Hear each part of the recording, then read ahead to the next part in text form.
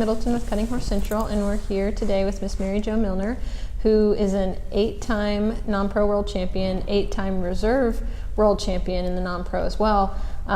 She has been involved in this industry for years and years, and I personally have seen her show since I was little, and you always wanted to talk to Miss Mary Jo. So we are talking to her today. Her and her husband Jim have just recently received the Modine Smith Humanitarian Award. And Miss Mary Jo, what does this award mean to you? Well, Jim and I were together when we were told that we'd received that award, and both of us got a little teary because Modine is like a family member. We raised our grandchildren with her daughter and went to Escalon to show for years, and she just took us up and down the coast and took us to San Francisco and Hawaii, and we just had really a family relationship, and she was very dear to us. She was very important to the NCHA and to the staff, and she stayed active in all of it. So I think it was special since she had passed away that year, and that we would be honored to receive that honor the same year that she passed. And of course we're close to her daughter Laura, so it meant a lot to us. She was important to the NCHA, and we'd like to think that we could give back to the NCHA, and I think that award means that. Yes, for sure. Well, so what made you want to get so involved in the industry? Well, we lived in California when Jim began to cut in the early 60s, and when we moved to Texas with our Taco Bells, we got involved at actually leased a training facility, and we had a trainer there, and I loved riding and helping him. I worked as hard as if I'd been paid to do it. And so Jim bought a horse, Chico Gann, and was showing him and wasn't getting along with him very well. And so our trainer at the time said, well, why don't you let Mary Jo show him? And that was the first mistake. Yeah. Then you were hooked. I was hooked. And so we showed for years, and basically I pretty much just got horses that maybe Jim didn't get along with or didn't like, and until we purchased Red, White, and Boone. That was my real first purchase just for me. And so, but that's how we got started. I just turned back for a long time, and so I started showing in 1972, and we had children about 13 at the time, and just went all over. Yeah.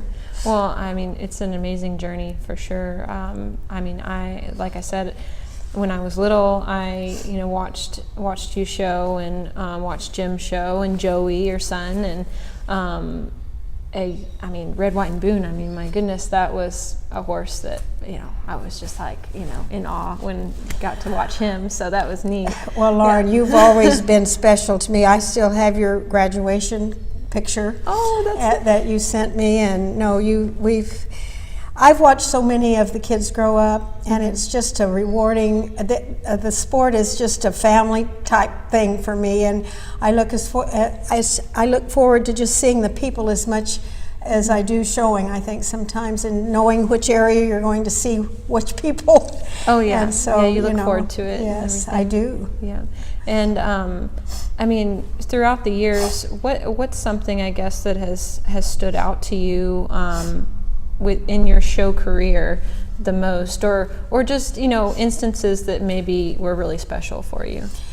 Well, the most special thing I think is we were able to raise our boys, and they learned so much. I think they learn work ethics, they learn how to get along with people, great friendships, and then along came our grandchildren, and they went with us, and at that time Joey had a living quarters, so we got a living quarters, and every night one of the grandchildren would stay in our trailer.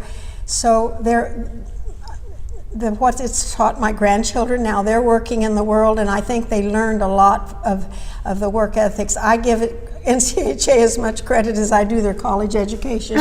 You know, to contribute to what it really takes in life to get along, and true values, you know.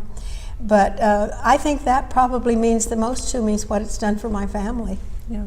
Well, the sport's very unique, very special to all of us, I think, and this, I guess, it all is reflected in this award that you guys have received. Well, I mean, thank you, all of the things that you've mentioned. I mean, obviously, it's very near and dear to your heart. So it really is. Yeah.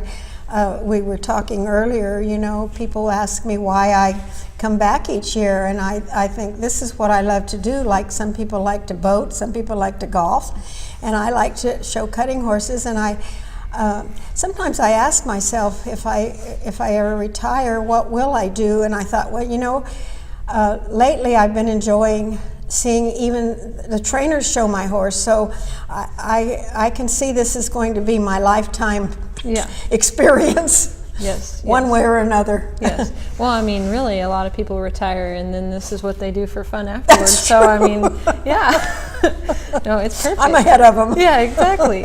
Yeah, you've been able to get a lot of enjoyment I'm very grateful that I've been able to have good horses and a lot of good help, you know, a lot of good camaraderie, and no, I can't say enough about it. It's kind of a God experience. I think you learn every day some new experience, and if you stay at home, it's a lot easier. You know, you have to. In this world, every day is a new experience, and you have to learn the lesson that it takes to get through that experience. Oh gosh, yeah, I know what you mean. I know what you mean. Well, thank you for taking the time to talk with us, because it's really special to receive an award like that, and then to get to kind of, I guess, look into the things that led you to it is really neat. Well, thank you, Lauren. Appreciate it.